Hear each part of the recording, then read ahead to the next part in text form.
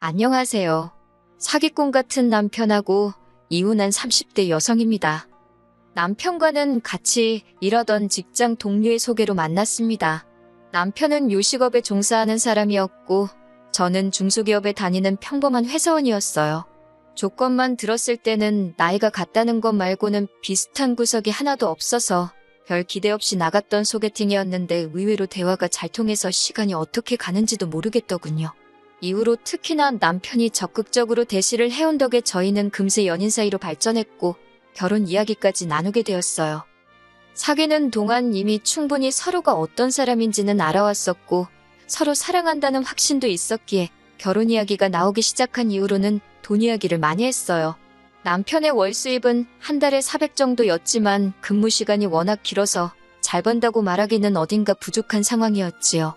게다가 시댁은 두 분이 살고 계신 집 한 채와 나라에서 한 달에 나오는 40만 원의 연금이 전부였던 탓에 남편이 매달 얼마씩 생활비 명목으로 보내드리고 있다대요. 그래도 남편이 그런 와중에 1억이나 모아두었다 해서 결혼을 진행하게 되었습니다. 한편 저희 친정은 서울에서 2시간 거리에 있어요. 그래서 학부 시절에는 고시원에서 살았고 대학 졸업 후 취업을 하면서 월세를 알아보기 시작했네요.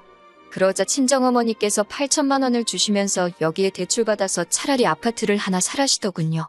어린 나이에 대출을 받는다는 게 겁이 나긴 했지만 그래도 월세로 생돈 나가는 것보단 낫겠다 싶어서 결국 친정어머니 말씀을 따랐습니다.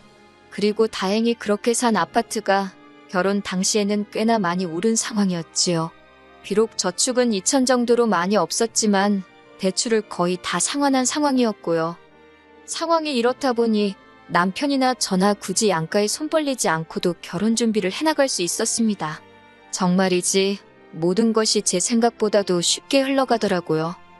하지만 식을 올리고 얼마 지나지 않아 아버님과 어머님 사이가 굉장히 좋지 못하다는 사실을 알게 되었습니다. 제 앞에서는 티를 낸 적이 없으셨지만 시이모께서 귀뜸을 해주셨어요.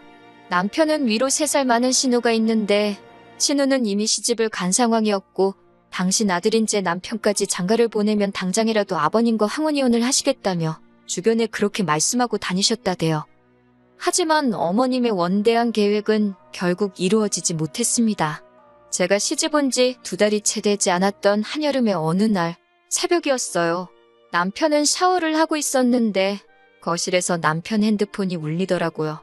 평소라면 저나 남편이나 둘 다 서로의 핸드폰은 울리던지 말던지 손을 대지 않는데요. 그날따라 그 벨소리가 왠지 심상치 않게 들리더군요. 밤 11시에 걸려온 전화였으니 혹시 어머님 아버님에게 무슨 일이라도 있는가 싶기도 했고요. 그렇게 받은 전화는 신우에게서 걸려온 것이었는데 신우가 침통한 목소리로 어머님이 지금 대학병원에 있다며 저희더러 빨리 내려오라 했습니다. 하지만 저희가 도착했을 땐 이미 어머님은 눈을 감으신 이후였어요. 급성 뇌출혈이었네요. 이후로 아버님은 혼자가 되셨습니다. 친정어머니께서는 혼자가 된 사돈인 아버님을 염려하셨지만 그보다는 물론 저를 더 걱정하셨어요. 저더러 고생이 많겠다며 일을 어쩌냐고 안절부절을 못하셨는데 그때만 해도 저는 어머니가 왜 그러시는지 이해를 하지 못했지요.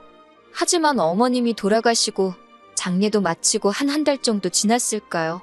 그때부터 슬슬 친정어머니가 뭘 그리 걱정하셨던 건지 조금씩 감이 오기 시작하대요. 어머님 장례도 끝나고 어느 정도 상황이 정리가 돼가던 무렵 신우에게서 연락이 왔습니다. 신우는 제가 묻지도 않았는데 먼저 자기가 얼마나 힘든 시집살이를 하고 있는지 자기 이야기를 늘어놓기 시작하더군요. 받은 거 없이 빈몸으로 시집을 갔더니 시집 식구들 눈치가 보여서 친정에 신경을 쓸래도 쓸 수가 없다면서 저더러 같은 여자이고 며느리니 자기가 무슨 말을 하는지 알지 않냐고 그러면서 제가 자기 입장을 당연히 이해한다는 식으로 몰고 가더니 그래서 말인데 자기는 자기 시댁에 잘할 테니까 저더러 자기 아버지 그러니까 아버님께 신경 좀 써달라 하더라고요. 듣다 못한 제가 잘해달라는 게 무슨 말씀이시냐고 단도직입적으로 물으니 한다는 말이 뭐 자주 들여다보고 말동무도 해드리고 그러면 좋겠다고요. 신혼의 집은 아버님 댁에서 차로 40분 거리이고 저희 집은 30분 거리입니다. 방향만 반대일 뿐 시간으로 따지면 그 집이나 독인객인이지요. 그런데 신우는 임신 준비랍시고 일도 안 하고 전업주부로 살던 반면 저는 직장을 다니고 있었어요. 그러면 상식적으로 누가 혼자 되신 아버님을 들여다보는 게 맞는 걸까요? 하지만 아버님 혼자 되신 지 얼마나 되었다고 딸하고 며느리하고 이런 이야기를 한다는 게 제가 생각해도 너무한다 싶어서 그냥 신우는 내키는 대로 떠들게 두고 별말은 안 했습니다. 주말이나 이따금씩 시간 날 때 한 번씩 들려서 며느리인 내 할도리만 하면 되는 거라고 그렇게 생각하고 말았지요. 그리고 실제로 이후로 한 달에 2번 정도는 아버님 댁을 찾았고 그럴 때마다 빈손으로 가는 일은 없었습니다. 반찬이며 국이며 한 이틀 잡고 열심히 만들어서 가져다 놓고 아버님 모시고 인근으로 드라이브도 나가고 했지요. 친구분들하고 한 번씩 맛있는 것도 사드시라고 용돈도 20만 원 챙겨드리고 솔직히 저희가 애가 없었으니 아주 빡빡한 살림살이는 아니었거든요. 그래서 좀 더 여유 있게 신경 써드릴 수 있었어요. 그렇다고 생색을 내자는 건 아니었지만 저희도 저희 딴에는 최선을 다한 거지요. 그런데 호의가 계속되면 호구인 줄 안다, 권리인 줄 안다. 정말 사람들이 그렇게 생각하겠냐 싶었는데 정말 그렇게 생각하더라고요. 처음엔 그런 저희 마음 씀씀이에 고마워하던 남편도 언젠가부터는 고맙다는 말 대신 이번엔 이것밖에 없냐는 식으로 말을 하더라니까요. 한 번은 제가 밑반찬을 4가지 정도 만들고 국은 2가지 종류를 끓였는데 남편이 보더니 이거 가지고 며칠이나 드시겠냐면서 요새 드라마 많이 보더니 그 시간에 하나 정도는 더 할 수 있지 않았겠냐입니다. 그 소리를 듣는데 순간 말 그대로 짜증이 나더라고요. 드라마를 보든 잠을 자든 내 마음이고 반찬을 하는 것도 내 마음인데 그렇게 내가 뭐 하는지 감시하고 있을 시간에 당신이 반찬 하나라도 더하지 그랬냐고 쏘아붙여버렸습니다. 그랬더니 남편이 그제서야 한다는 소리가 자기는 농담한 거라는데 농담이나 마나 얼마나 재수가 없던지요. 그러다 아버님의 생신이 돌아왔습니다. 그런데 생신을 일주일 앞둔 시점까지도 남편도 그렇고 신우도 그렇고 가타부타 어떻게 하자는 말이 없더라고요. 꼭 저 혼자서만 어떻게 해야 할지 고민을 하는 기분이었어요. 그래도 어머님이 돌아가신 이후로 처음 맞는 아버님 생신이기도 했고 어머님이 살아계셨다면 미역국에 이것저것 챙겨드리지 않았을까 싶어서 신우에게 아버님 댁으로 오라 했습니다. 거기서 제가 미역국도 끓이고 불고기도 하고 기본적인 생일상은 차렸네요. 그런데 해놓고도 기분이 좋지는 않았습니다. 솔직히 제가 생색내고 싶어서 한 건 아니었지만 누구 하나 수고했다, 고생했다 하는 사람이 없더라고요. 마치 당연히 제 일이었다는 듯 아버님은 심지어 당신은 소고기 미역국보다 홍합 미역국을 더 좋아한다면서 몇 수저 들지도 않으시대요. 아니 누가 저한테 아버님 홍합 미역국 좋아한다고 알려준 사람이 있기란가. 그렇다고 제가 무슨 사전 조사라도 했어야 하는 건지 허탈하고 허무하더라니까요. 그래서 이후로는 솔직히 그간 반찬이고 뭐고 아버님 댁에 해가던 것들을 서서히 줄였습니다. 그 무렵 직장에서 승진을 하면서 일이 많아지기도 했고요. 다른 사람들이 어떻게 생각할지 모르겠지만 어찌됐건 저한테는 제 일과 가정이 먼저였지 아버님을 챙겨드리는 건 어디까지나 제 호의로 하는 일이었으니까요. 그렇게 한 달쯤 지났을 무렵 또다시 신우에게서 연락이 왔습니다. 자기가 엊그제 아버님 댁에 다녀왔는데 냉장고도 텅텅 비어있고 빨래도 쌓여있고 청소도 하나도 안 되어 있더라면서 그래서 자기가 그거 다 해놓고 나오느라 죽는 줄 알았다고 어찌나 앓는 소리를 하던지요. 그런 신우에게 저는 그러셨나고 고생 많이 하셨다 했습니다. 그랬더니 신우가 한다는 말이 자기가 제 할 일을 대신 해준 거라는데 황당하더라고요. 제가 신우더러 그게 왜 제 할 일이냐 하니까 신우가 그럼 시아버지를 며느리가 챙기지 누가 챙기냐고 그래요. 어찌나 뻔뻔하게 말하는지 순간 신우가 머리에 총 맞았나 그런 생각이 들더라니까요. 결국 신우더러 아버님이 저하고 피 한 방울이 섞이길 하셨냐, 아버님이 저를 키우기를 하셨냐, 아버님 은혜를 입은 언니든 아니면 제 남편이든 두 사람이 챙겨야지. 어디 가서 그런 말씀 하지 마시라고 남들이 이상하게 본다고 쏘아붙였어요. 이후로 신우도 빈정이 많이 상했는지 저에게 아버님 일로 연락을 해오는 횟수가 부쩍 줄었습니다. 솔직히 처음엔 어찌됐건 신우랑 사이가 틀어졌으니 마음이 편치는 않더라고요. 하지만 그것도 이내 있게 된 게 신우랑 틀어지고 아버님 일도 덜 신경 쓰기 시작하니까 제 시간도 많아지고 그래서 굳이 상황을 나아지게 하려는 어떤 노력 같은 걸 안 했습니다. 긁어부스럼이란 말도 있잖아요. 그러다 남편을 통해 신우의 소식을 듣게 되었는데 신우가 취직을 했답니다.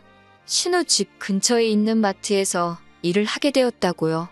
전업주부 생활을 즐기는 줄 알았더니 어쩐 일로 일을 다 하나 싶었지만 굳이 묻지는 않았어요.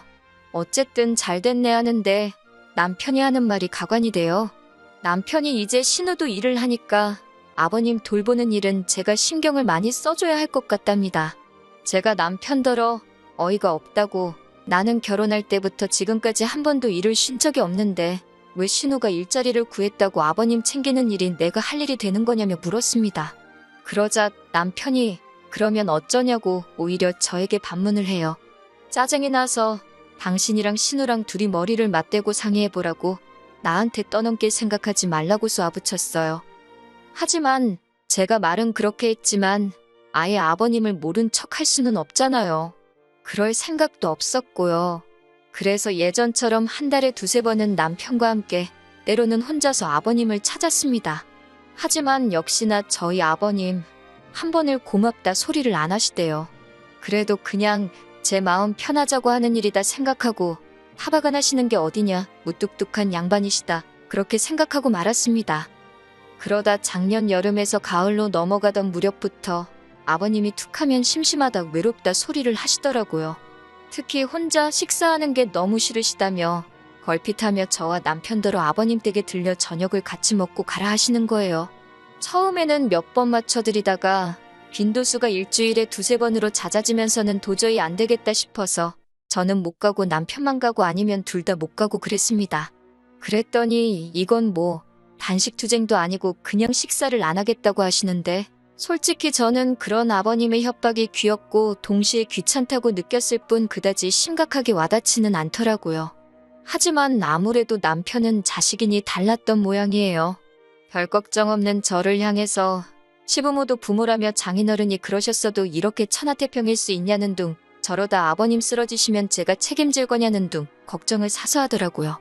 그러더니 급기야 하루는 자기가 아무리 생각해봐도 달리 떠오르는 방법이 없다면서 아버님을 모시고 살잡니다. 지금 아버님이 사시는 집은 팔고 올라오시게 해야겠대요. 황당해서 지금 사는 집이 내 집인 건 알고 있냐. 그런데 그렇게 멋대로 결정을 하는 게 어딨냐. 안 된다 했습니다.